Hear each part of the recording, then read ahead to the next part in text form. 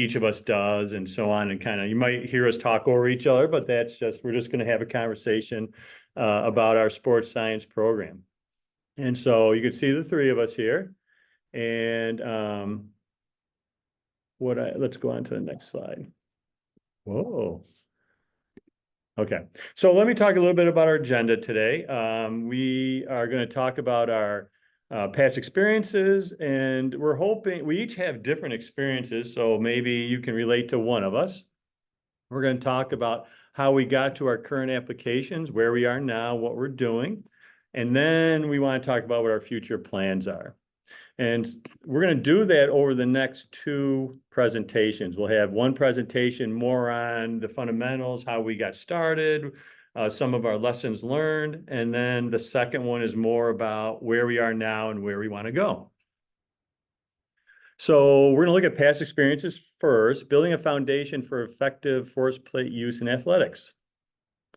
And so I think it'll be of interest to tell you how we, the three of us kind of got all started in this. And that might help inform you on some of our decision-making later on and what we're doing now. And I'm a physics professor here at St. John Fisher University. And we started probably 5 years ago. We started an athletic performance major. And within the curriculum of that athletic performance major is biomechanics. And so I was asked to teach a biomechanics class. I've never taught one before. And so what I did was started to try to figure out what does it mean to use biomechanics in athletic performance. And so I started investigating that. I also, at the time, had a student, a biology major, but she was also a physics learning assistant, and she was also a member of the women's volleyball team. And having her work with me on this kind of started the ball rolling in terms of working with the athletic department. And so what we realized was the number one tool that sports scientists use to analyze athletic performance is our force plates. And it was interesting. I didn't have a lot of money to spend on these kinds of things. I think force plates back then were probably around $300 a month to lease them. And so what I decided to do was just go ahead and get them. I started, to ask for forgiveness instead of ask permission, because I really wanted these force plates because I really thought they would help us out. So we got them kind of under the radar, and her name was Sydney French. Her and I started working with the women's volleyball team. And the coach was, the coach was actually had a science background and was very interested in looking at data about her athletes. And we really started trying to figure out how to use these force plates.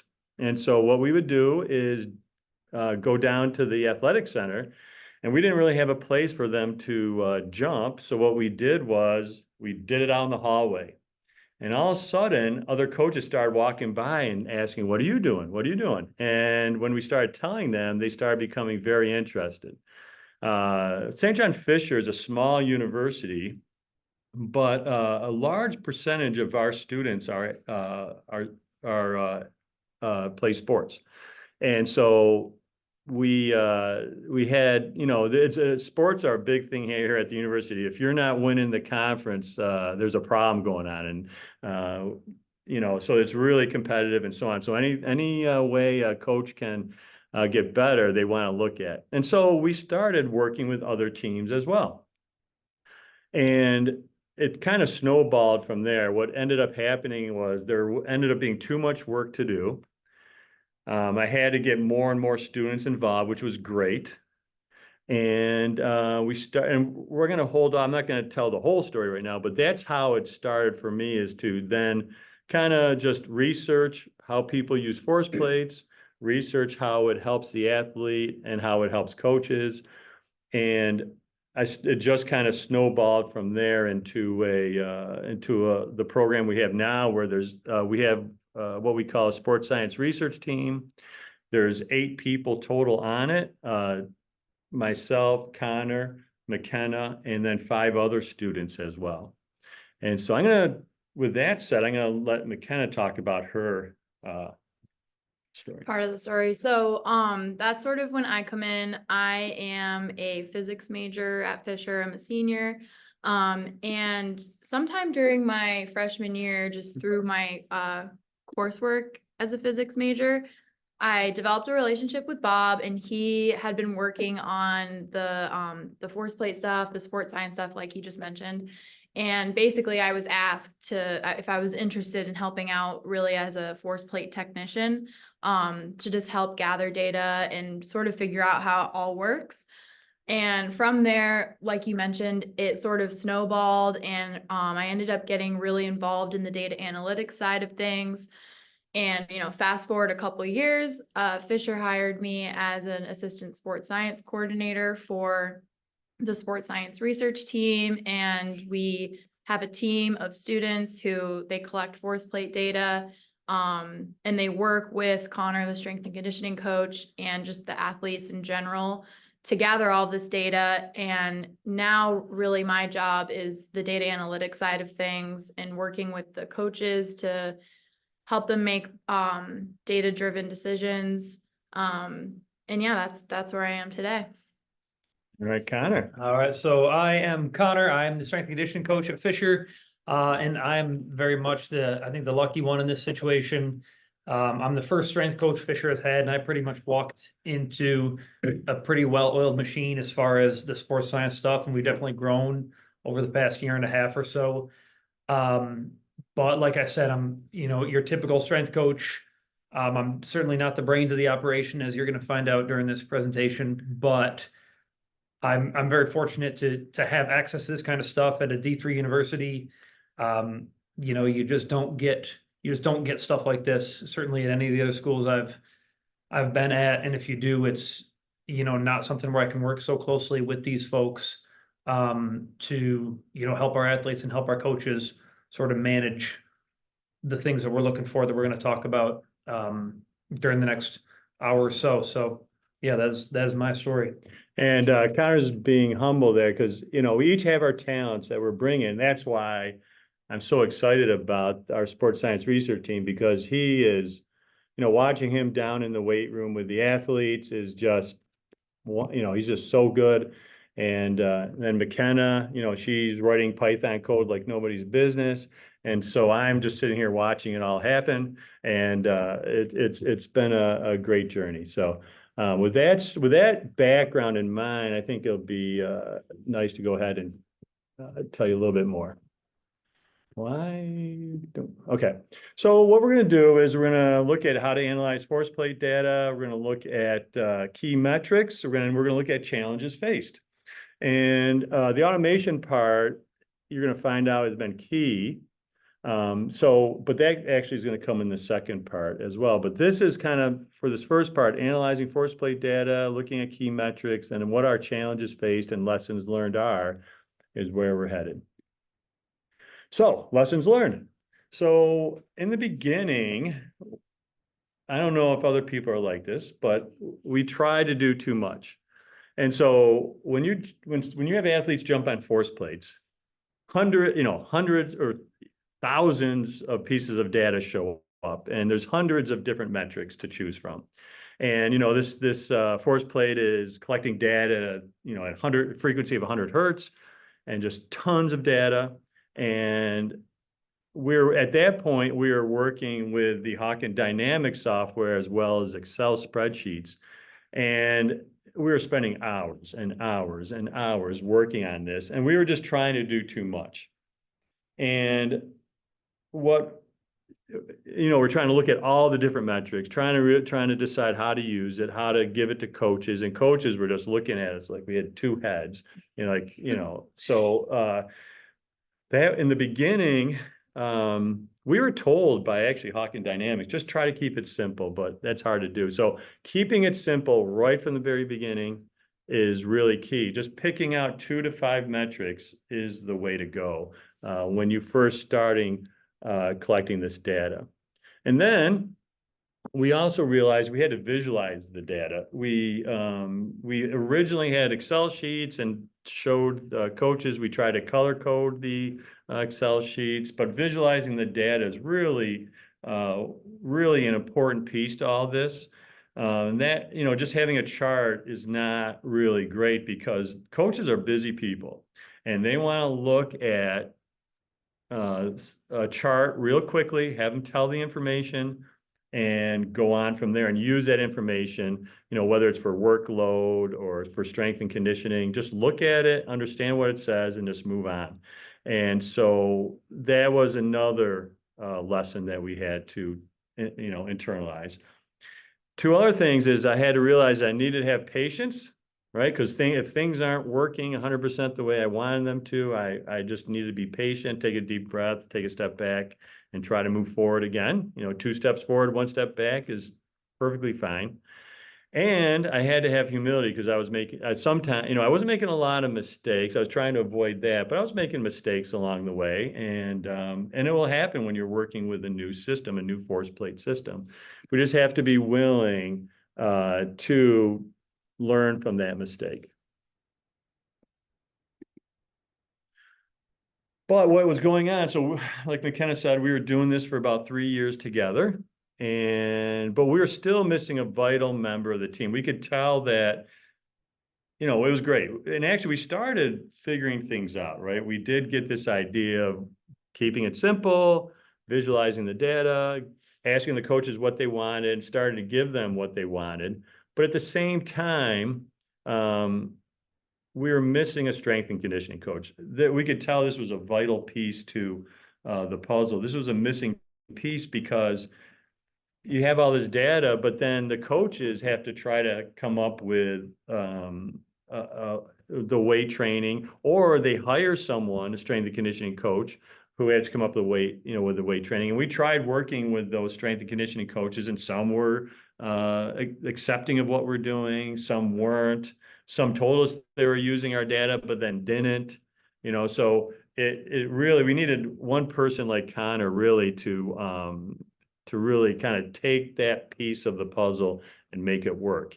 And so now we've hired Connor, and really we could see it has made all the difference in the world. Having him there as our strength and conditioning coach really has, he's become the hub of the information. Like, so we feed Connor information, we feed coaches information, but then Connor also then talks to the coaches as well. So we all work, there's this team effort that's going on now that really seems to work well. And now we have this well-rounded sports science team.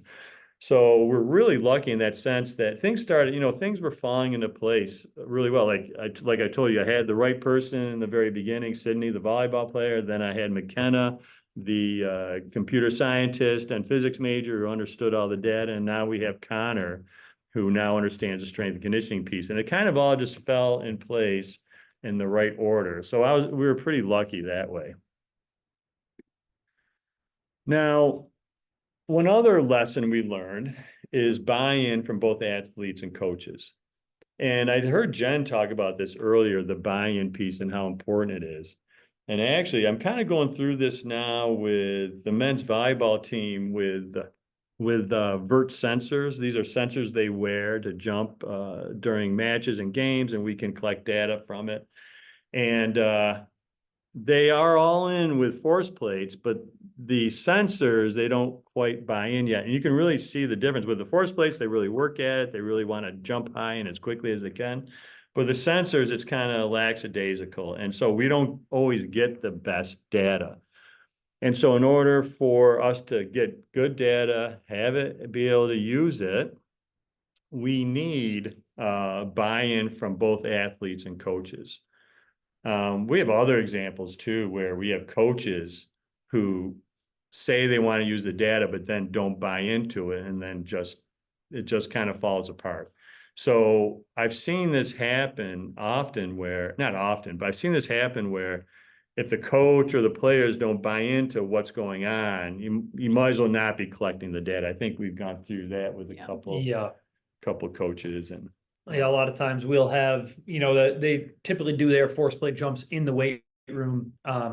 So, I'll be floating around coaching and I'll be peeking over the shoulder at whoever's running the force plate, and you watch a kid jump and you kind of look at him and just say, like, can you can you just try? Can you just try harder this time? And then they try harder this time, and guess what? It's all green arrows, right? So it's like understanding what they're doing. And, you know, if you've worked with college athletes, I love them, but sometimes it goes in one ear and out the other. So really hammering that piece of here's why we're doing it. Here's how it's going to help your coach make informed decisions. Here's how it's going to help you, has been obviously a big piece to all this. Yeah. Yep.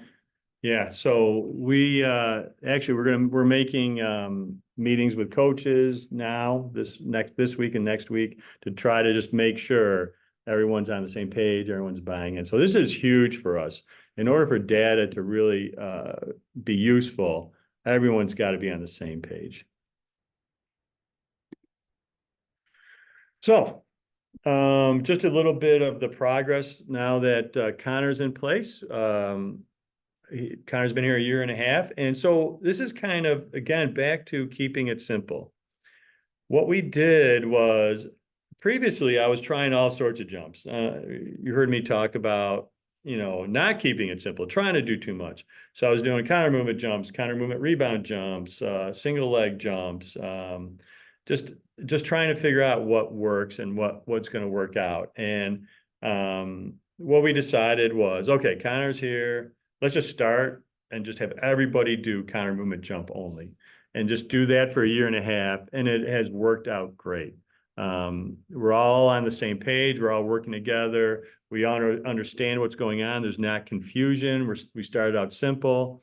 Now that we're all comfortable and everyone's on the same page, what we're doing this semester is, now that we've gotten this system down with a year and a half of counter movement jump and really giving great data and great visualizations, what we decided to do was do some baseline testing and find out where students are right now with some other different kinds of tests, like the ash shoulder test and the single leg counter movement jump.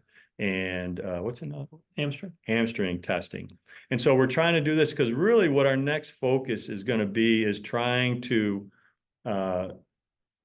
with return to play, we really want to try to see if that baseline testing will help us understand when an athlete's ready to go to return back to the field. But the other piece is in our research this summer, we want to look at, is there a way to predict ahead of time if an injury is coming? And so that's our next focus. And we'll talk about that next time. So I'm not going to get into that too much, but that's where we're headed with all this. And I really, truly believe it's because we've had this year and a half with Connor and just things have settled down for us. Okay, so here's our process. Here's what we do. Here's how it works. Step one, we collect data, and then we visualize the data by our data scientists, Makena and her group. Step two is to coordinate with the strength and conditioning coach to apply data to athlete training. And then step three is the coordination with the coaches to make data-driven decisions. So really just boiled it down to 3 steps that our team is now doing. Okay, so let's get into a counter movement jump and talk a little bit about it. I'm not sure what the experience level of everyone out there is, so I'll just we'll talk about what a counter movement jump is and what the graph looks like and how we can get information that's helpful from it. So I'm going to have someone, this is, I told you about that volleyball player, Cindy, so she doesn't mind if I use her video. So actually, that's her doing a counter movement jump out in the hallway. That was outside the weight room. That was like 4 years ago. And, you know, we weren't in the weight room at all. We're just doing this out in the hallway. And so that was a counter movement jump. And what you have here are these different, there's really 6 parts to a counter movement jump. For when you're on a force plate, especially. Part one, phase one is the quiet phase. And so the person will stand there, and what really is happening is the force plate's weighing the person. And all of these metrics come off of F equals ma, right? Newton's second law. And so they have to know the mass. And then you're going to measure the forces, right? You're going to measure the forces from the force plate. Force plates are just expensive bathroom scales. And then accelerations can be calculated, velocities can be calculated, impulse, momentum, everything else just falls out of that F equals ma.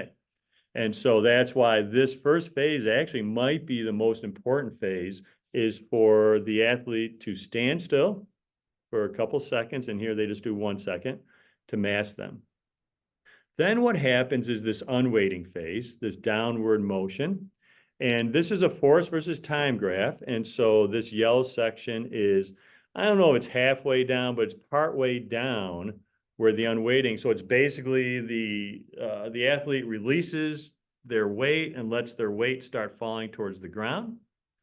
But so that they don't go into the ground, they actually have to apply a braking force. I think people often call it eccentric force as well. Hawken Dynamics decided to call it braking instead of eccentric for reasons we don't have to go into today, but they called that the braking force.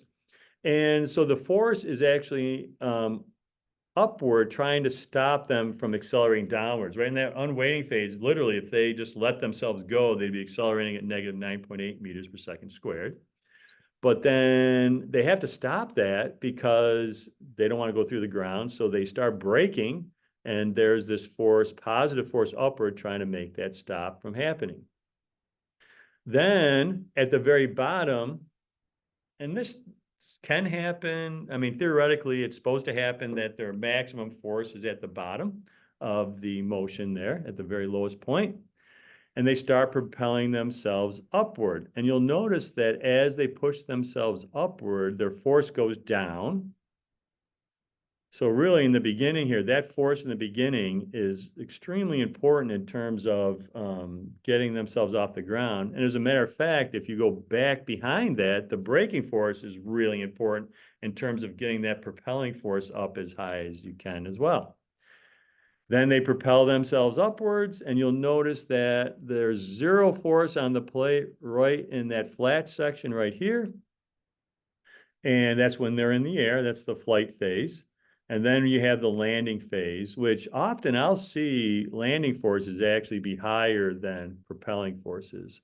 So that's it can be this way, but I often will see them higher. They land with more than their weight, or more than their propelling force. And so the other nice thing about force plates is you can look down here, there's asymmetry as well. One line is for the left. You can measure asymmetry. One line's for the left foot or left side of the body, and one line's for the right side.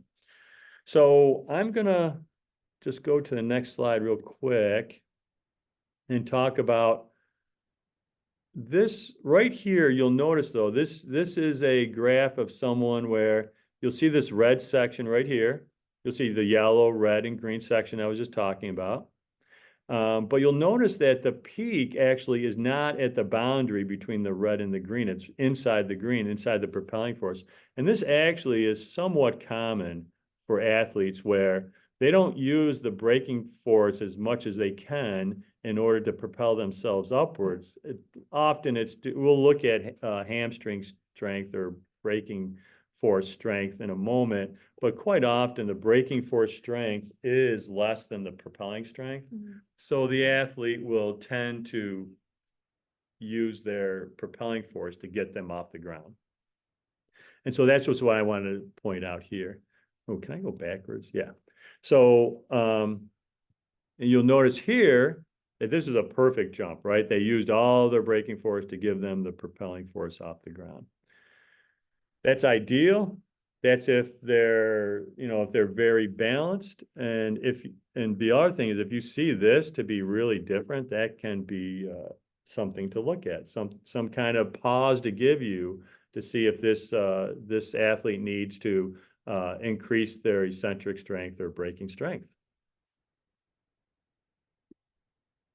I put on top of this the velocity graph just to maybe help out with this force graph, because you'll notice that the maximum velocity is when you leave the plate. Although I'm not going to go into the physics of this and area under the curve of this, but you'll notice that the maximum velocity is actually a little bit before they leave the plate. And there's physics reasons for that, but I won't go into it. And then, and you'll notice over on this side, on the right-hand side is all the velocity values. Over on the right-hand side are all the velocity values. And so, and like I said, you'll notice the landing force actually is higher on this one. That's pretty typical. Also, what's nice to look at in this graph is the orange line is the force on the right leg, and the purple line is the force on the left leg. And this person actually is pretty symmetric. We've seen some situations where people are not, especially in the landing phase, we have to worry about if they're landing, if they're trying to protect an injury or a potential injury, they're trying to protect themselves. That can be an indicator, if they land on one side, if you land too much on the right side to protect your left side, there might be a reason for that. Okay.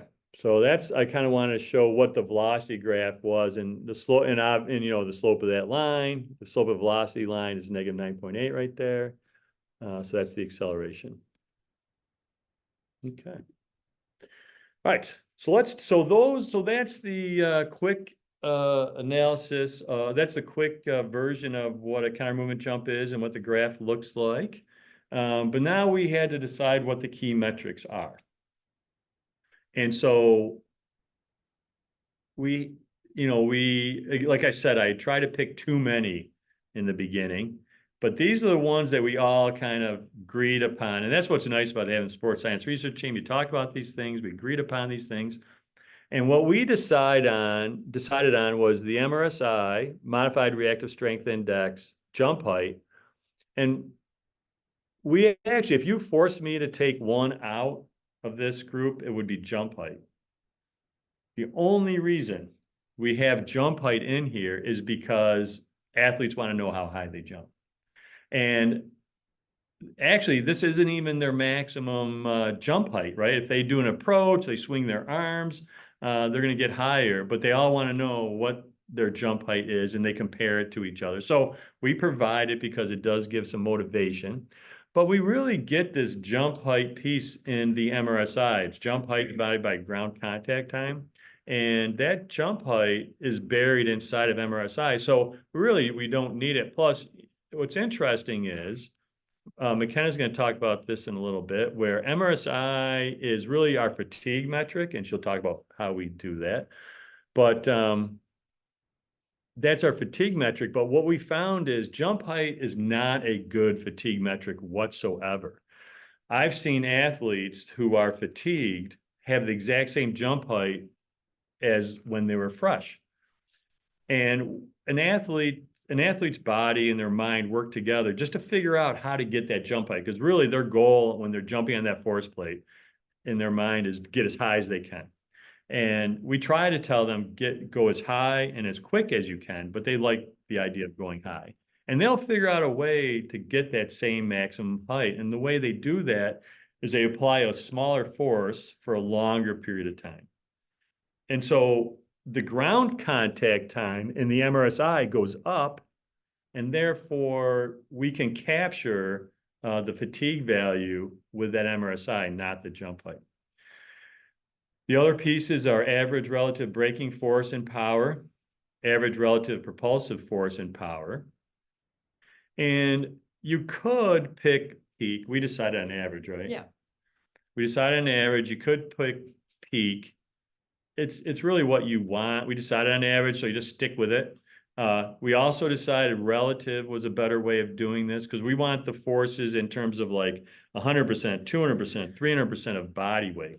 We don't, if you have a really heavy lineman and then a cornerback, you're not going to be able to, they're going to have very different forces, but their athleticism with that force is going to be very different as well. So we feel as though using these percentages gives us a better idea and actually helps us visualize the data better. Mm-hmm. In a perfect world, we might do both, but we really decided to keep it simple. When we talk to coaches, we only want a few metrics to discuss. The one thing I do have to mention, though, is impulse or momentum actually is suggested for rugby. And I'm going to show you an article about that. But impulse or momentum is something that we don't do. But if I were to be able to kick out a metric, the next one to bring in, what I think would be impulse. I mean, we're talking about not, and I'm not gonna go into the reason for this, but braking power is something that doesn't give us a lot of information right now. And so I maybe switch impulse into there. So, but those are the reasons why these metrics are good for us. Okay. All right. So here's this article I found. John McMahon and Paul Comfort. I don't know Nicholas Ripley, but I think he worked with John. John was a professor over in England. Did a lot of research with force plates. I think on YouTube he's called Force Plate Guy or something. Paul Comfort does a lot of work with force plates.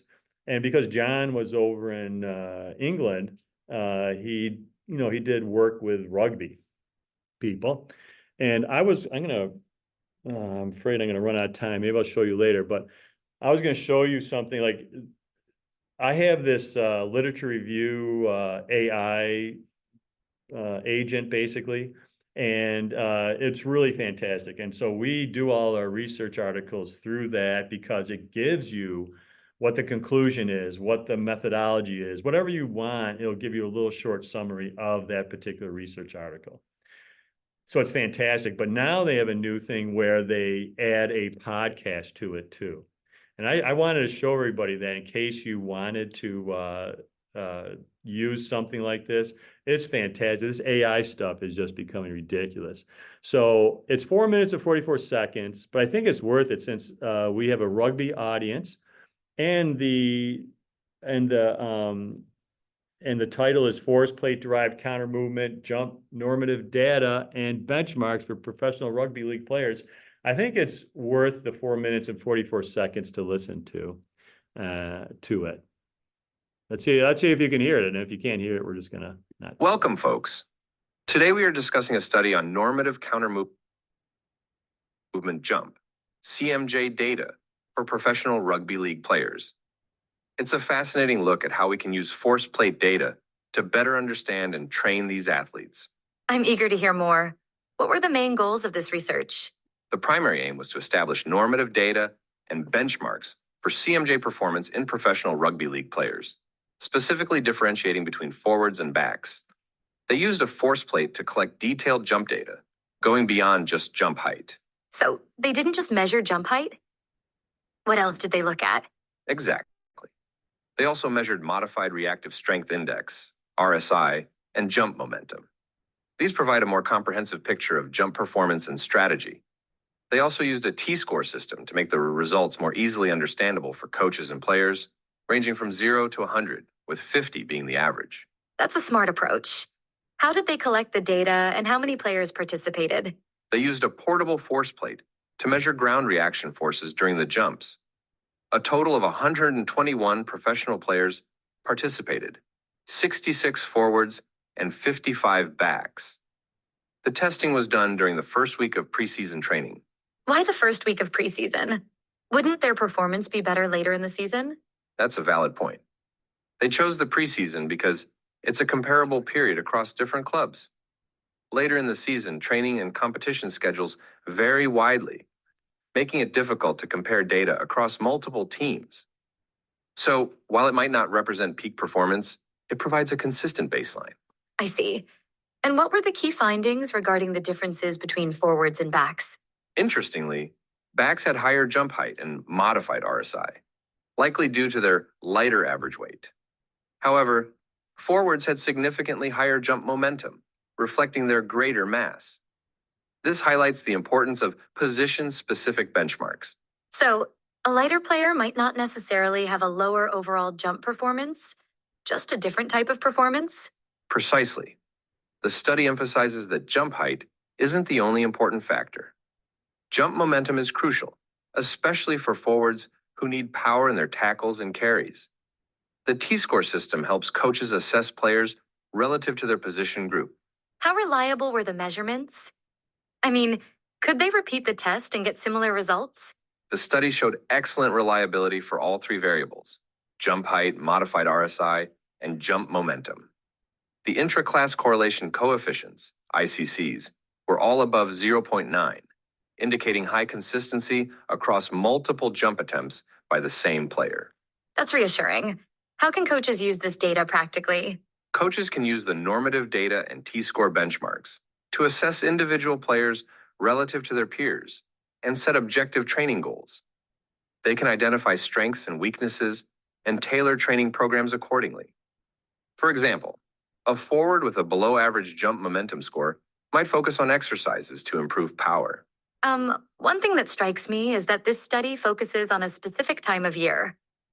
How generalizable are these findings to other times of the season? That's a very good point. The data reflects the early preseason, so it might not represent peak performance. It's crucial to remember this limitation when interpreting the results. Further research could explore how these metrics change throughout the season. Absolutely. Any other limitations or considerations for coaches using this data? Yes, the study recommends using the takeoff velocity method for calculating jump height, rather than flight time, for better accuracy when comparing to their data. Also, they emphasize that individual player needs should be considered, not just the average for their position. Coaches should look at the whole picture, not just these 3 metrics. So it's not a one-size-fits-all approach. It's about using this data to inform individualized training plans. Exactly. This study provides valuable tools, but it's up to the coaches to use their professional judgment and consider the individual athlete's needs and role within the team. It's a great starting point for more nuanced training strategies. This has been a really insightful discussion. Thank you for explaining this research so clearly. My pleasure. Thanks for listening, everyone. We hope this discussion helps you better understand the use of force plate data in rugby league player assessment and training. Goodbye. I love that. I mean, having the AI just pull it right off of a research article is fantastic. And what was nice about that podcast is it actually is everything we've talked about so far. It's everything we've done so far. Just talk about how to individualize training approaches to to athletes. I'll just show you real quick the website. And it said, and all I had to do was like, can you use force plates to predict ACL injury? You can do all sorts of things, but I did rugby force plates. That was my search beforehand. And it's called Size Space if you want to investigate it, but it was fantastic. And so here is the article. I can click on that to get the podcast. It gives insights. It gives results. It's really, and you can pick, like I picked conclusions, but then there's a list of other things, methods used or whatever, and it gives it to you. And you can do that for any article. It's fantastic. So I wanted to make sure people saw that. It's my little, I get off on tangents, but I think that was so worth it to show you guys. And then I'm going to give me feedback in the chat because I have one more podcast in the second one. And if you don't want to hear a podcast again, just let me know. I would just skip over it. So I'll get the feedback from you. Okay, so here's this data. I'm going to quickly go through this because this is going over. And so here's what he did. He took this is a normal curve. This is not the data that was collected for the this is a way of approaching how to analyze data that they used. And he just took a normal curve and just took different standard deviations and set up T-scores with those different standard deviations and did the typical color coding, everything from excellent to extremely poor.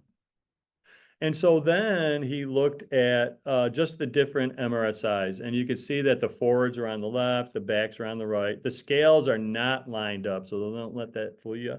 But you got different jump heights, different MRSIs for the different for backs and so on. It was interesting. What I noticed is this cluster of forwards here down here at a low MRSI, although 0.3 and above is not too bad. But I imagine it's because they're not, I don't know, I don't know if that's true or not. It just seems they're not as explosive, but that's just for a strength and conditioning coach to decide. And then over here, this takeoff momentum is there as well. And then using that color code that they came up with, they then took all the players' jump heights, MRSIs, jump momentums, and list them out this way, color coded. And actually, this is the way we were doing it in the beginning before we automated. And this is a very good way of doing this. But we found it was taking us a lot of time. So we're going to show you ways that we overcame that piece anyway, but that's very informative, I thought. And that article is well worth reading if you're interested. So that was a lot of information about our stories and some examples of how these data analytics techniques can be used in rugby. But basically, to summarize everything, if you're getting started out doing data analytics or, working with force plates, is like we said, keeping it simple at the start, trying not to, it can be very exciting, with everything going on, and it's really easy to get sort of lost in all the different directions and routes that you can go with this stuff. So we really have learned that keeping it simple and creating a concise list of things to get really knowledgeable and good at is super important. And then some specifics for the program that pertains to Fisher is jumping once or twice a week during lifts or practice and starting with a counter movement jump initially, just to get those well-rounded baseline metrics, for your athletes. And then, like I said, picking 2 to 5, we have about 6, I think. 6 metrics that you're super interested in looking at that give a well-rounded picture on the athleticism of a team or an individual athlete. And then also a consistent warm-up is super important with doing these testings. That might seem, intuitive or pretty obvious, but a lot of the times when we do force plates, we have to tell the people working with force plates, technicians, to not let the athletes just, run over and start doing their tests immediately. It's really important that they get warmed up, so that the data is valid. And also, did you want to say something? Well, and that's why Connor makes sure that Yeah. happens, I think, right? Yeah. Yeah, I mean, generally speaking, the volleyball team will say if they're jumping on Wednesdays, their warm-up will be similar or the same on Wednesdays. That's a lot of times like the force plate jump day is like a max velocity focus day. So they'll do their warm-up, they'll do some kind of speed work, and then that's when they'll come in and they'll jump. Exactly. Yeah. And we found that if somebody comes in and jumps cold and then they warm up and jump, their numbers are so much better. So different, yeah. And that's why it's so important to have a system in place where things like that are valued and they're also, maintained, like Connor's making sure that that's happening. And then, like we said, that goes along with communication. It's super important that you have communication between your data analysts, the athletes, coaches, strength and conditioning coaches, all of that. And then, you can't forget about all of the fun stuff, all the different types of tests you can do and metrics you can look at. So as your experience increases and you get really good at that concise list of things you're working on, then you start moving towards baselines and other testing for injury prevention, all that other fun stuff. Yeah. You want to add anything about that? Yeah, I think, and the key is also think about what you're trying to accomplish, then decide on the metrics, I suppose. Yeah. Like if you want to do strength training, then you look at force and power, right? Mhm. If you want to, and MRSI too helps you Yeah. out too. But if you want to look at, we found, if you want to look at fatigue, MRSI is the way to go. And I don't know, the research articles are interesting. Like, so the human body does different things, right? And so you'll have people who do research articles where they test someone right after practice and they'll say, oh, wait, they don't show fatigue. But how long does fatigue take to set in? 48 hours or Yeah, I 72? mean, it could be. Yeah. So, but then people who wait a day or two can see that fatigue. And so we found, so it really is an interesting dynamic of research that's out there, because you'll see research articles that say, oh no, there's no force plate metrics that can measure fatigue at all, but that's because they're doing it this way. And other people will say, oh, this force, you can measure fatigue with force plates, no problem with these metrics, but they do it that way. So it's really it's really a nuanced approach, I think, also at times. Mm-hmm.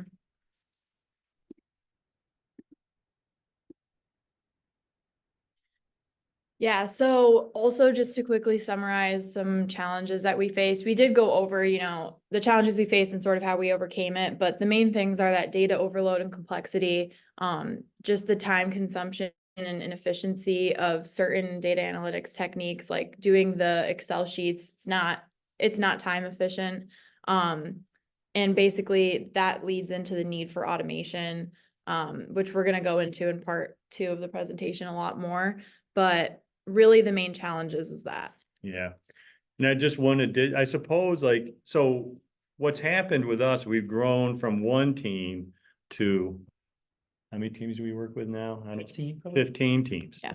And so, you know, the time commitment to that is a lot different. So if you're just, I suppose, you know, if you're just one team and collecting data, but what we want to do is, but you're probably so busy. So we're going to try to show also in the next presentation how to save time, how to, it doesn't have to be fancy to automate, but it can be, you can use some tools to make things go quicker for you.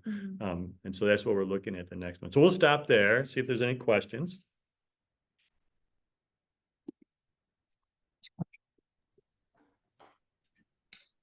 All right, thanks for that introduction. Are there any questions at this point? If not, we'll take a break and then we'll wrap up with the data analytics second part right after. Okay, so we'll take a quick break until, we'll take it until 2 o'clock and then we'll be right back. Okay. I don't know how to.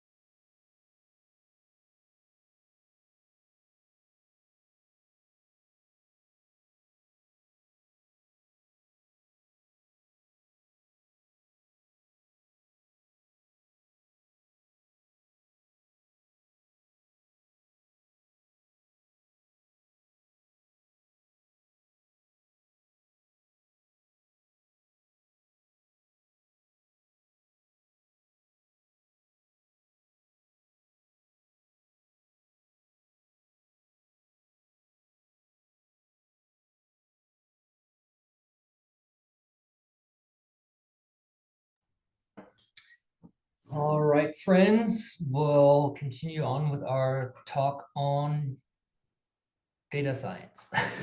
Take it away. And yay. Thank you, Jan. So, now we're gonna get started with the current applications. We just gave you a pretty, in-depth background of where this all started. So now it's sort of like, what are we doing now? So to start, we're gonna go over a little bit of the application of techniques and then how you can actually apply that for coaches and athletes. So what we do specifically at Fisher when it comes to the data analytics side of things. So in the beginning, like we said, we work with Hawken Dynamics force plates. So when we were first getting started with everything, we were actually using the built-in software that Hawken Dynamics provides. And I am just going to open this so that we can take a little look at it. But this is basically the dashboard that is automatically created in Hawken Dynamics, and it has these visualizations sort of like hard-coded into the software. You can look at trend reports, profile reports, or radar plots. You can see in the dash bar here that there's a lot you can look at. And so this was great in the beginning in regards to, Bob and I looking at the data. But, over time, we sort of figured out this is a lot to try to get coaches to go into and work with. And it can be time consuming. It can be a little bit complicated.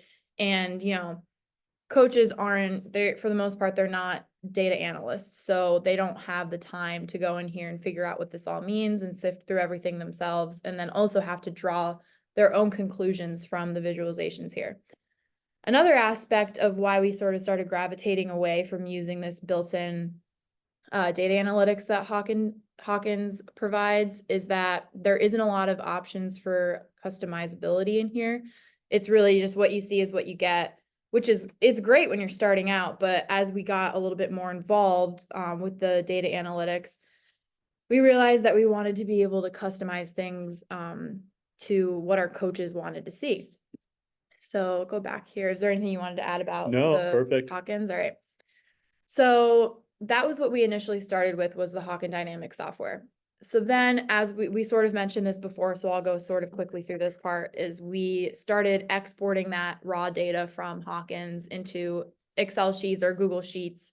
And what I would do there is I would, spend my weekends manually cleaning the data, which, if anybody is is into data science, is into data analytics, like, why would you ever do that, right? But I was getting started with it. And so what we would do is we would spend hours basically manually cleaning these raw data sheets and making some pretty simple visualizations based off of those data sheets in Excel. And then we would send those out individually to each coach. And really, it, again, like, that worked for a little while, but coaches weren't super interested in looking at these spreadsheets. They didn't want to look through all the numbers. It really came down to that same conclusion of coaches want, we need to display the data in a way that's easily digestible, and it's not so time consuming to get, insights out of this data. So then we decided to transition the Excel sheets into Microsoft Power BI. I don't know if anyone is familiar with Microsoft Power BI, but really it's a good place to make static dashboard visualizations. So we would take those cleaned Excel sheets and we would put them into a Power BI to make these visualizations. And that worked for a while. It was definitely it was a good step in the right direction. But the main issue with the Power BI was this static idea. We wanted something that was a little bit more dynamic. You could interact with the dashboard, not just have these visualizations essentially printed onto your screen. I don't know if you wanted to add anything about the Power BI. Yeah, the one nice thing about Power BI is we got away from paper and went to HTML reports and just had coaches have a account. The one thing that was starting to not worry me, but it was going to start costing money, right? You had a free service, but then we had so many coaches, we were going to have to start paying for it. So yeah, that was the other side of the issue, There's was Yeah, it's expensive. The accessibility to everybody is expensive, especially, for now, we're just talking about coaches, which is still, it's a pretty good number. But then when you start talking about sending out these dashboards, these visualizations to every athlete as well, making accounts for those users, it starts getting pretty expensive. So that's when we transition. I sort of just said this a little bit, but we recognize the limitations of Power BI, and we discovered the demand for a dynamic and customizable platform that was also easily accessible from a large group of people. And so that's when we started shifting into Python. And so I did a little research over the summer. Actually, I spent the whole summer researching and pretty much figured out that doing Python programming was the best route to take when it comes to making customizable athletic performance visualizations. And this also leads into another aspect that comes with using Python programming to make dashboards, is the aspect of automation. And so automation, it just really, you can leverage it to, run these dashboards independently. So you're not having to go in there, every day, every week, and manually update the dashboards, put in new data. Pretty much using Python, it allows you to automatically clean the data, automatically upload all the new data into the dashboard. So pretty much runs itself, which allowed a lot of, it freed up a lot of resources for us to kind of move into other directions of innovation and broadening our development. And it really just increased our efficiency to provide tailored and scalable dashboards for the athletic department. Yeah. So that being said, I just talked about how one of the key points to transitioning towards Python for creating these athletic performance dashboards is automation. But, that all sounds great, but if you're not a proficient programmer and you don't have a background in data analytics, how would you get started with that, and how would you actually implement that? So really, this automation for beginners, there are tools that you can use, AI tools like ChatGPT, and it will write beginner code for you to give you pretty simple but very informative visualizations of this data. And you can put those, whatever that spits out at you, whatever ChatGPT or whatever AI tool that you're using, you can put that code into an interactive Python notebook on your local computer. I personally like to use Jupyter Notebook, but you can use Google Colab, Jupyter, PyCharm, things like that, where you can save and run these visualizations on your local machine versus using something like Excel to do this. So I'm just going to click on this link here. I have an example set up in ChatGPT to just kind of show the process of how would you go about this. Just open this here. Click on this. All right. So here's just a little example.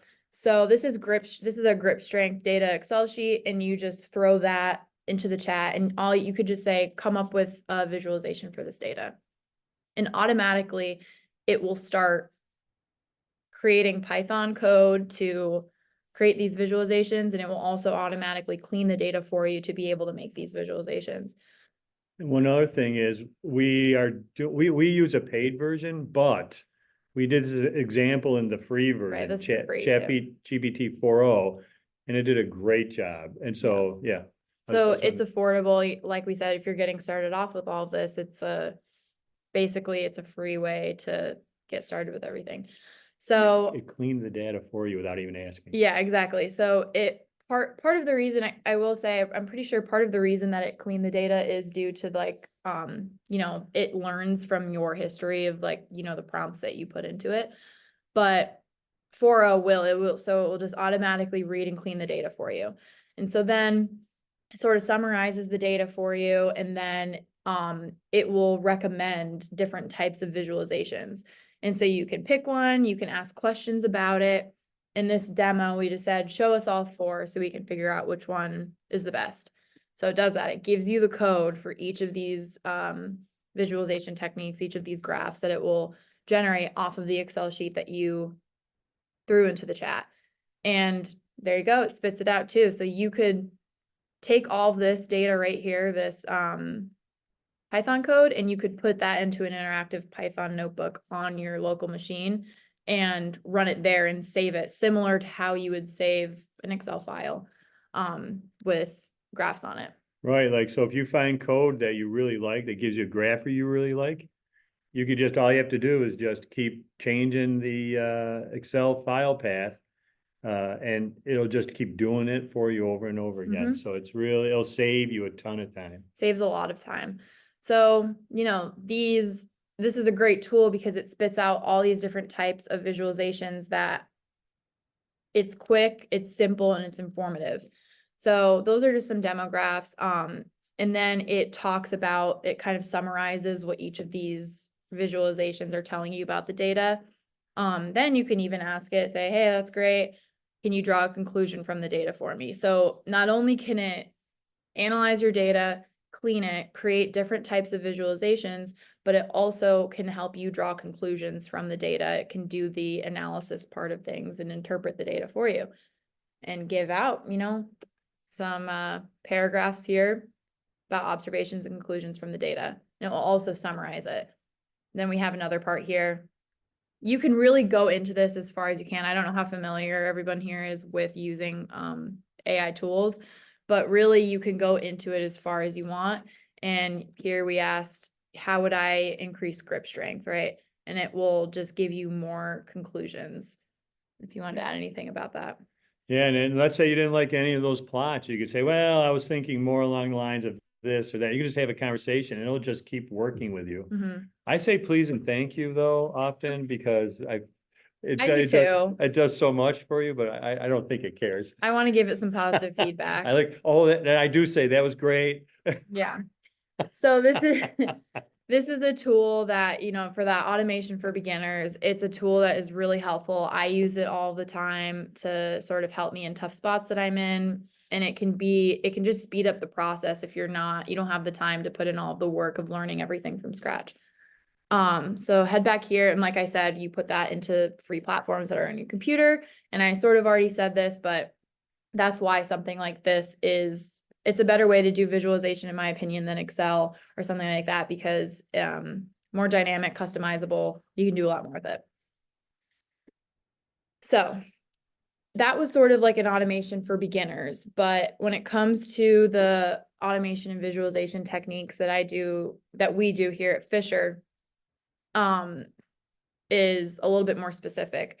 So first, we really focused on the development of Python scripts that extract and visualize the data.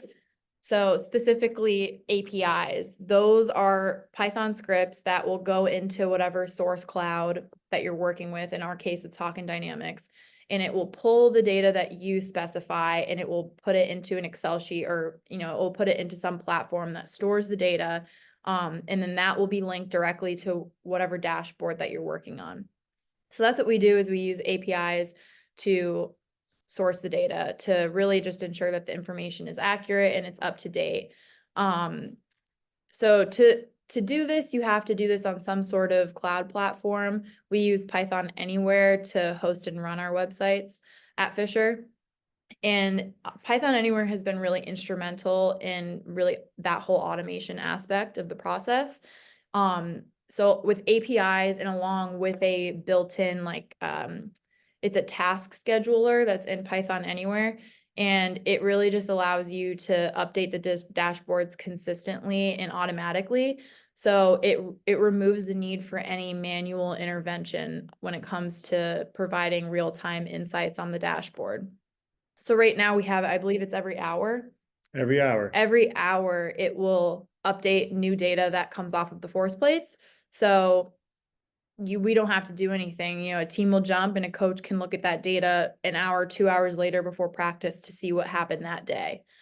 I know coaches are interested in it because we have coaches who can't wait for that hour and start texting Makena. What did it say? What did it say? So it's a good sign. It is a very good sign. And that's where the communication with our coaches comes back. Yeah.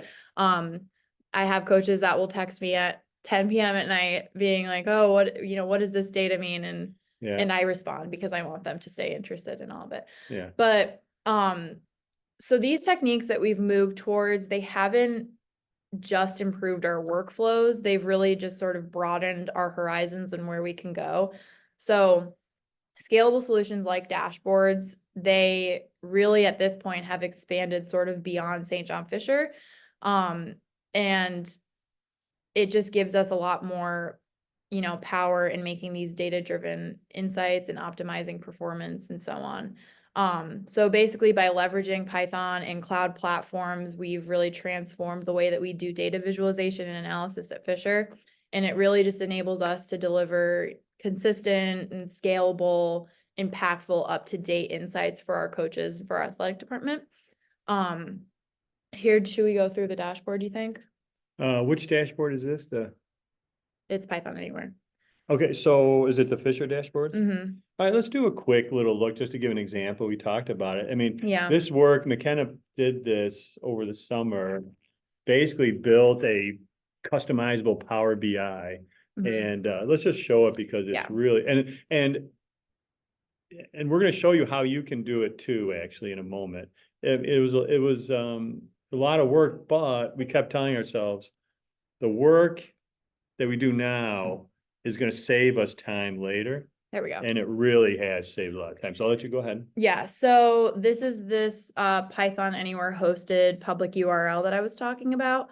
So this is kind of what I spent the summer working on and what we've spent last semester fine tuning. This is a data science platform we have for Fisher. And again, like we said, it's similar to a Power BI, but it is more, you interact with it, it's dynamic, things change. But yeah, so for example, you would pick what type of visualization you want to look at. I'll just go to like a trend, and once you select what you want to look at, you can pick what team you want to look at. You can sort by position, name, date. I'll just go, to an easy one here. And then it automatically will generate all these different trend lines off of metrics that we look at from the force plates doing a counter movement jump. Some ones that we've mentioned before in part 1 of the presentation, MRSI, jump height, time to take off, forces, and power are the main ones we look at. But these are just, I'll go a little bit more into actually looking at the graphs and the analytics of things a little bit later, but this is just a quick example of really what I'm talking about here, making these dashboards that you can sort of interact with and choose what you want to look at, and kind of customize what you want to look at as a coach or strength and conditioning coach looking at these things. So go through these. That was the implementation of cloud platforms. Do you want to go through this ChatGPT Yeah. steps right here? So it seems, so what we have here is steps on how to use Python Anywhere. Like, how do you get started using Python Anywhere? And so I think my suggestion, this is actually what we did. We used ChatGPT to help guide us through this because we've never used Python Anywhere. And this was a new experience for us. We actually we started looking at Azure first, but, AWS and the Google version of all that. And the pricing for all those cloud platforms are a little bit fuzzy. And so we were a little worried. I ran some simulations on how much it might cost, and it was really expensive. So we found Python Anywhere was $250 a year. Perfect, right? I mean, that was just inexpensive, where the other one, if you're not careful, can count, the other ones like Azure can cost $1,000 a month. And so all right, Python Anywhere was one cost, and we were happy with that. So what I did was, for this presentation, I said, okay, how do I build an HTML data dashboard using Python Anywhere? And so it just gives me the steps. And so we won't go through each and every step. I'll leave that to you to do that yourself. It would take a whole, we can have a half day workshop on building HTML workshop, HTML dashboards. But it gives code and all this great stuff. And so at the end, you might say, oh, okay, I don't quite understand step 1. And so you can just have a conversation with ChatGPT, with the AI, and say, well, I didn't quite understand step 1. Can you go a little bit more detail for me? And it really does a nice job. And you can say, I'll say things like, oh, I don't see that, or I don't understand that. It just keeps working with you. And it really does a great job. So if you're interested, that would, and the 4.0 is the free version. So if you're interested, you have a tutorial at hand to do this kind of thing. Mhm. Yeah, so, kind of moving on to going a little bit more in depth for the metrics that we look at and the data analytics side of things. We've mentioned MRSI throughout this presentation. I just showed a trend line showing that MRSI over time. And so we're gonna dive a little bit deeper into the fatigue monitoring aspect and why we use MRSI. So pretty much we've found from research and working with athletes that when fatigue increases, your MRSI tends to decrease. And this goes into, contact time on the plate. If your contact time on the plate is higher, that usually means that you're more fatigued, and that goes directly into the MRSI calculation. As you can see here, it's that jump height divided by your contact time. And so we focus on MRSI, which I think you mentioned modified reactive strength index. That's what it stands for. But really overall research shows a strong connection between, like I said, that contact time or that time on the plate and fatigue. So that's why we use it. Really, at the end of the day, you mentioned there are some people that say, Bob mentioned that some people say that MRSI isn't really a reliable metric to look at when it comes to fatigue, and others will say the opposite. So we really go off of what we've seen from our athletes and, communicating with our coaches. Another metric that we look at that Bob also mentioned before, that it would be the first one to probably take off of the list, is that jump height. And so the reason that we don't love that is because it can be influenced by a lot of different things, like, technique, how you jump, motivation, a lot of external factors. And it also, looking at that, it lacks a consistency for tracking small changes in performance due to fatigue. So a lot of people like to look at jump height for a measurement of how tired or sore or fatigued an athlete is. But it's not super reliable. I don't know, do you use MRSI when you look at the Yeah. fatigue? Yeah. I think that's the big one, and we'll get into this a little bit later, but just picking one for coaches to be able to visualize, in my experience, has been reliable.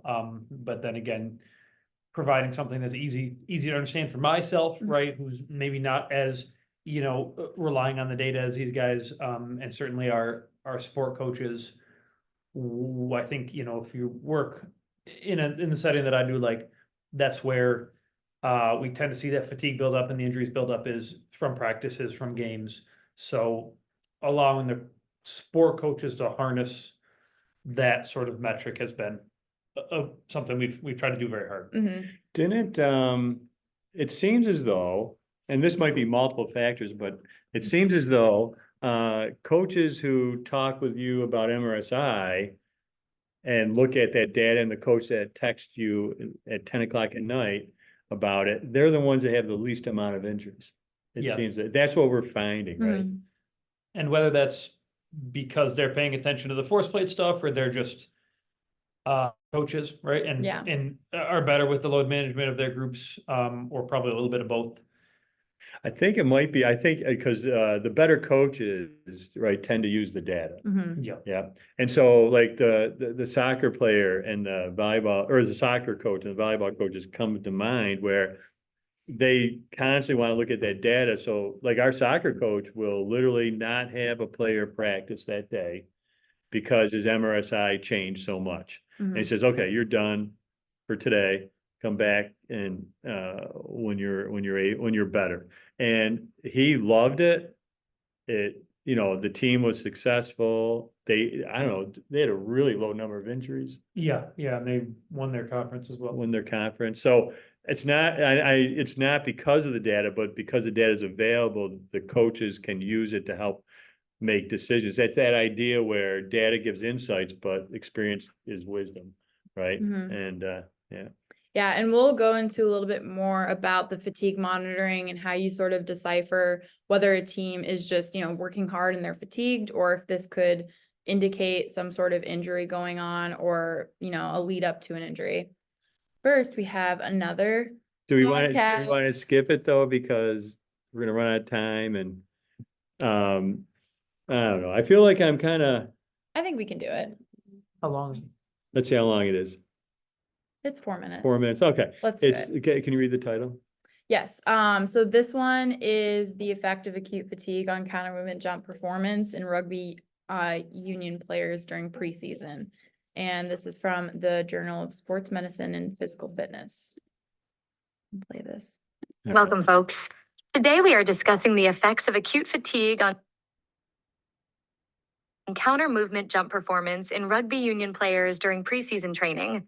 A fascinating study, wouldn't you say? Absolutely, it sounds incredibly complex. To start, can you summarize the main goal of this research? Sure. The researchers wanted to understand how a typical day of intense preseason training affects rugby players' ability to perform counter movement jumps, CMJs. They used a wide range of variables from the CMJ to get a really detailed picture of the fatigue response. I see. So, they weren't just looking at jump height? What other variables did they measure? No, not just jump height. They looked at 14 different variables derived from the force time curve of the jump. This included things like peak power, velocity, concentric and eccentric durations, and even the force at zero velocity. This comprehensive approach is what makes this study so unique. That's a lot of data. How did they induce fatigue in the players? The players underwent their normal, high-intensity preseason training. This involved multiple daily sessions, which is typical for this period. The training load was substantial, equivalent to about 1,000 Borg scale minutes. This ensured the fatigue was realistic and relevant to the players' actual training. And how did they measure the fatigue? Was it just immediately after training? No, they took measurements at 3 time points: baseline, before training, 24 hours post-baseline, and 48 hours post-baseline. This allowed them to track the recovery process over time. They found a bimodal recovery pattern, which is quite interesting. A bimodal recovery pattern? Can you explain that? Yes, it means there was an initial decline in performance, followed by a partial recovery, and then a second, more significant decline before full recovery. This is typical of fatigue after stretch shortening cycle activities like the CMJ. So, what were the most significant findings? Which variables were most affected by fatigue? At 24 hours, mean concentric power, peak velocity, jump height, and force at zero velocity showed the largest decreases. However, at 48 hours, some variables like peak power and jump height recovered, but eccentric, concentric, and total durations increased substantially. This suggests a change in movement strategy. That's a key point, isn't it? The change in movement strategy. Could you elaborate on that? Absolutely. The researchers suggest that at 48 hours, the players were compensating for fatigue by altering their jump technique. They were taking longer to complete the jump, using a less efficient strategy, but still managing to maintain jump height. This highlights the importance of considering the entire movement, not just the outcome. That's a really important point. It challenges the idea that simply looking at jump height is sufficient to assess fatigue. It seems that a more holistic approach is needed. Precisely. The study emphasizes the need to consider a broader range of variables when assessing neuromuscular fatigue, especially in sports involving stretch shortening cycles. This is crucial for effective training monitoring and injury prevention. So, what are the practical implications for coaches and trainers working with rugby players? Well, coaches should use a more comprehensive approach to monitoring fatigue, going beyond simple measures like jump height. They should track a wider range of CMJ variables to get a more complete picture of the player's neuromuscular state. This will allow for better training load management and reduce the risk of overtraining and injury. It sounds like this research has significant implications for optimizing training programs and minimizing injury risk in high-intensity sports. Thank you for summarizing this complex study for us. You're welcome. And thank you to our listeners for joining us today. Remember, All right. So hopefully that was informative to you. Thank you, AI. We're gonna move on to, again, the fatigue monitoring that we do specific to Fisher. So right here I have a percent change in MRSI graph on the top, and then a average MRSI over time. And so this sort of, to start out, it leads me into the communication with coaches, which is key. So for a while, we didn't have this percent change in MRSI is actually sort of a new feature that I added to the dashboard. And that came about really from talking with the coaches and discovering that there was a need for something that's just, it's easily digestible and it's quick.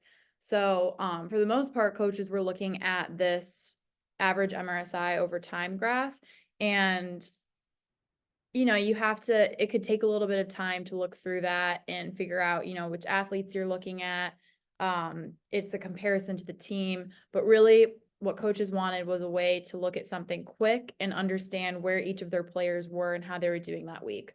And so this percent change in MRSI is, it's calculated from the 2 most recent data points for an athlete. And so, Let me just mention sorry to interrupt you. you're good. We cut off the names. Yeah. Each bar is one athlete. And each bar shows that percent change for that athlete from the previous 2 jumps. I just wanted to point that out just so that 1 bar equals 1 athlete. Yeah, that's a good clarification. I'm so used to looking at this. Yeah, well, the names aren't there. So. Yeah. So like I said, this is a percent change from the 2 most recent data points that each athlete has. And so this top graph here, that percent change is more indicative of, it's sort of like a snapshot of what's going on with that athlete in their most recent test dates, sort of what's going on with them that week. And so coaches will use that to make practice decisions, like who am I going to push a little bit harder maybe today during practice, and who am I going to give a little bit of a break and pull back a little bit.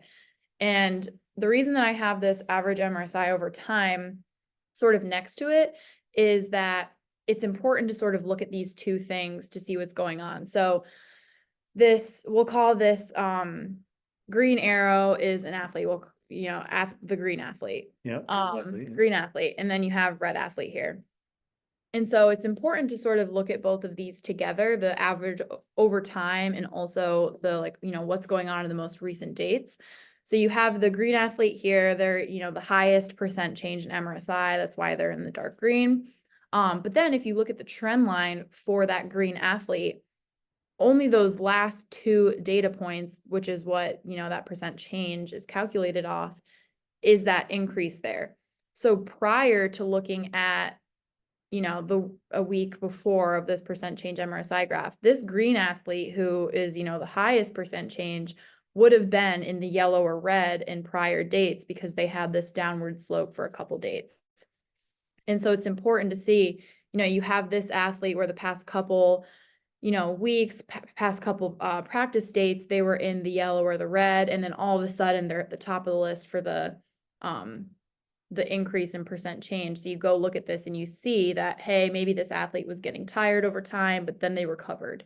And then a similar thing, you can sort of confirm what's going on in this for the red athlete here. You see their trend line down here with that red arrow, and you can see that that athlete is at a, downward slope of their MRSI over time. It looks like they may have missed a practice date, and that just might be someone that you want to pay attention to these 2 graphs for, to make sure that, they're not decreasing in their MRSI at a steep slope. They start veering upwards again, sort of like this green line here. Is there anything you wanted to add about the visualizations for this? Yeah, and the solid line is there as the team average. Yeah. And this is the men's volleyball team. Their team average is about 0.7, which is through the roof. It's Really good. really, really good. Like, yeah, I mean, that's elite level. And then this green athlete is elite level as well. I mean, that's 1.2 MRSI is off the chart. So they're high level athletes, which I think has chance of higher, the injury might come because you're playing at such a high level. So so the coach really tries to watch these 2 MRSI graphs. Yeah. And that's another thing I wanted to add about the percent change MRSI is the reason. So this is basically, I didn't explain really the scale here. You can see there if you're reading it that it is a percentage, but that percentage is calculated basically, that dark green is if you're above a 10% increase from your last 2 most recent test dates. The medium light green is if you're between 0 and +10. The excuse me. The yellow is if you're between 0 and -10, and then the red is if you're, however you want to word it, above, if you're greater than a negative 10% decrease. And so the reason why like that's sort of in the red zone is because if your athlete if their MRSI is decreasing consistently at, above a negative 10% decrease, that could be indicative of some sort of injury happening, or a little bit more than just a normal fatigue situation. So another aspect of the dashboard that coaches look at, this is a little bit more specific to what Connor looks at. So we have these force graphs here, and at the top you have a sort of side-by-side comparison of those two forces for each athlete. Again, each of these two, the two bars that are sort of grouped together there is an individual athlete. And then this y-axis here is it's a force, but it's a percentage, it's a force in the percentage of your body weight for each athlete. So that's where that relative part of the metrics for these forces come in. And so, you take the same athletes here as the previous slide, you have your green athlete and your red athlete. And so Bob mentioned this in the beginning of the presentation, but it's pretty normal, as you can see here, to see that a propulsive force is going to be a little bit higher than a braking force, because it's just natural for someone to use a higher percentage of their body weight to kind of throw themselves up in the air than it is to brake from falling into the ground. But the main thing that you sort of look at for these side-by-side comparisons is you want those two forces really to be as balanced and as equal to each other as possible, because it shows, that you have symmetry in the eccentric and concentric part of your body moving pretty much. Another thing to mention is that we like to see these percentages of body weight to be at least 200% of your body weight, if not, closer to 300. And so you take that red athlete here and you see that, they're at about 200% of their body weight, but they might be a little bit low. And you compare that to the braking and propulsive force over time, so that trend line that you see here. And you see, you can basically confirm that those are in downward slopes for this athlete. But the main thing to look at here with this trend line is you don't want those. Oh, also, sorry, let me clarify that the athlete, it says it here with the arrows, but the athlete is the dashed lines and these solid lines is the team average. So a lot of coaches like to look at the athlete compared to, what the team is doing. And so really the main thing that you want to look at here, you want to make sure that those two lines aren't veering away from each other, because when they veer away from each other, that means that there is, a large imbalance going on, and that could be indicative of leading to some sort of injury. I know Connor looks at these force graphs a good amount to make training decisions in the weight room. Yeah, so in general, I wish I could do more individualization of programming, but I'll take a whole, team snapshot and kind of see where kids are at physically. It'll always be varied, but sometimes it'll guide me in, do I need to program more eccentric, sort of triphasic style stuff? Or are we doing pretty good? This happens to be the volleyball team that we're looking at. They're efficient. They're high jumpers. Their propulsive force in the red, I think, is always going to be significantly more than something like a football team or a soccer team that's not their thing, right? Is finding a way to get up the ground as efficiently. And the other thing I'll say, we have the top graph here, we have the green and the red athlete. And just sort of for my own interest, the green athlete is just in general a better athlete. He's stronger, he's more explosive. He's a better volleyball player versus red, who's just, a little bit more middle of the road. He's not very strong. And again, he works hard, great kid and all that, but I think we see, and I'm sure, you guys see some of this too, where the green athlete is probably a bit more sensitive to the changes in MRSI, in, workload, probably a bit more injury risk than, like, think of him as like a racehorse, right? Versus a plow horse. Red guy is plow horse. He's never going to do anything crazy special, but he's probably just going to be a more solid out of the training room kind of guy versus green. So I just find that interesting, right? And it, again, can guide how I want to program and how things start to take shape over the season as a whole. And then obviously if we, went back and looked at the green to red sloping graphs, that kind of helps myself, helps the coaches individualize that sort of thing. Right. Yeah, that's 100% right. The green athlete actually got injured during the match last night. Oh, did Yeah, he had to Shoot. sit out the last 3 games. And so I agree with that 100%, Connor, that green athlete is definitely more susceptible to injury. But he's also the All-American, right? So Yeah, he's like, he's one of the best players in the conference. Yeah, for sure. oh, yeah. Yeah. In the country. In the probably. country, probably. Yeah. Yeah. So we sort of went over, how to implement these types of data visualizations and data analytics. And then here are some like specific examples of how we do the data analysis. But now that we sort of have all this set, excuse me, it's an automated process. Where to next? Oops.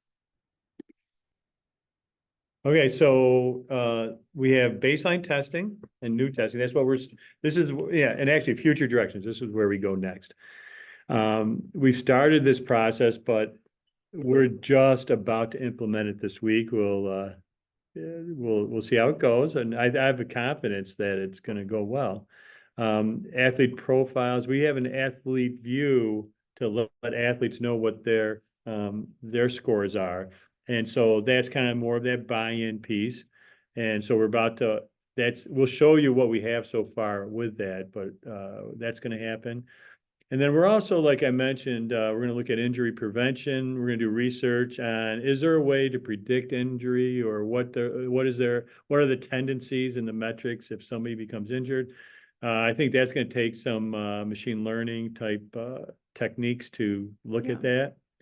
And then the other thing that I found is really nice is that it's great to not feel isolated, to feel like you're on an island. And so we collaborate with other institutions.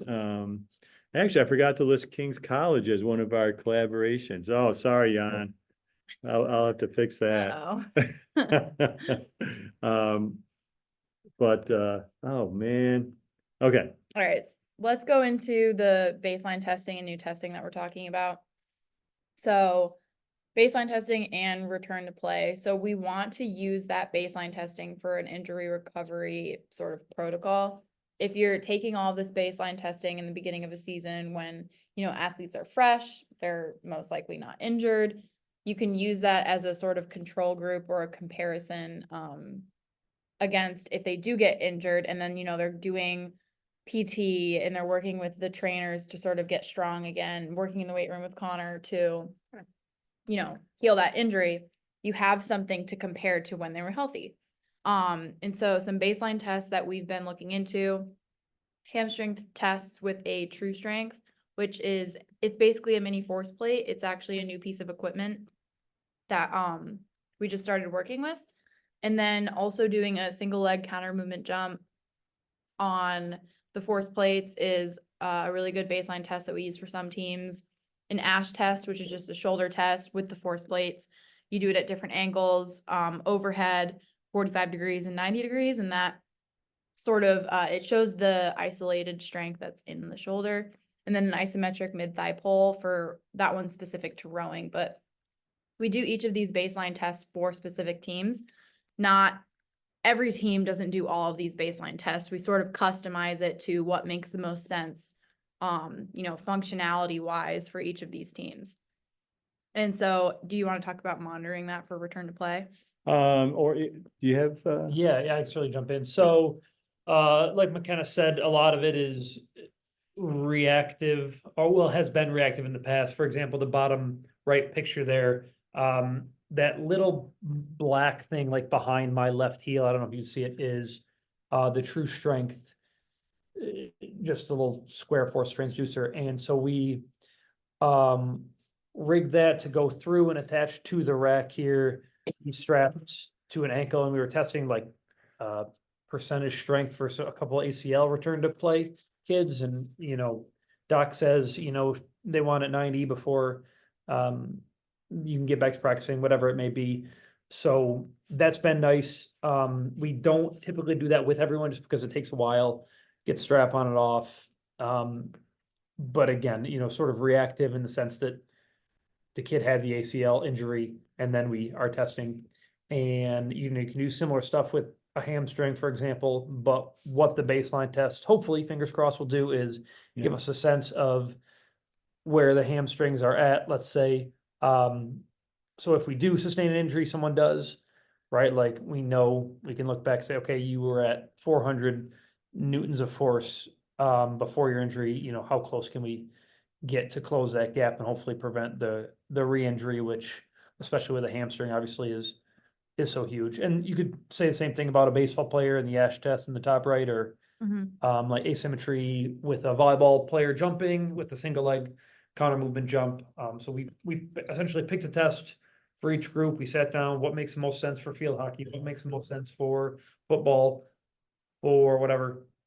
Assigned them a test, and that's, like we said, what we're planning on doing the next week or two, just to get some baseline data, so that fingers crossed we can aid the return to play, help our ATs out a little bit, and again, on my end, if we can modify or monitor or change anything to get those injuries reduced in general, that would be the ultimate goal.